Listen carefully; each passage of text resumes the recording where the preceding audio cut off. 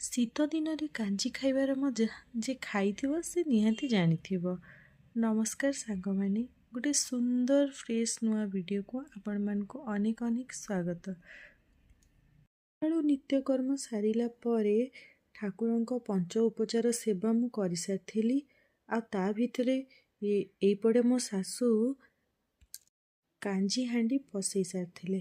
ଏଇଠି ସେ ସବୁ ପରିବା ପତ୍ର ଯାହା ଯାହା ପଡ଼ିବ ସବୁ ରେଡ଼ି କରିକି କାଞ୍ଜି ବନେଇବାର ପ୍ରୋସେସଟି ଆରମ୍ଭ କରିଦେଇଥିଲେ। ଆଉ ତା ଭିତରେ ମୁଁ ମୋ ଜଳଖିଆ କି ରୋଷେଇ କରିବାକୁ ଆସିଲି। ରୋଷେଇ କଲା ବେଳକୁ ଏଇ ବାବୁଙ୍କ ରୋଷେଇ ପ୍ରୋସେସଟା ଆପଣ ଦେଖନ୍ତୁ, ପୁରା ନିଆରା। ଆଉ ଗୋଟେ ଜବରଦସ୍ତ ଛୁଙ୍କ ମାରିକି ମୁଁ ଫାଷ୍ଟ ହାପୁଡ଼ି ଟିକେ ପକେଇଲି।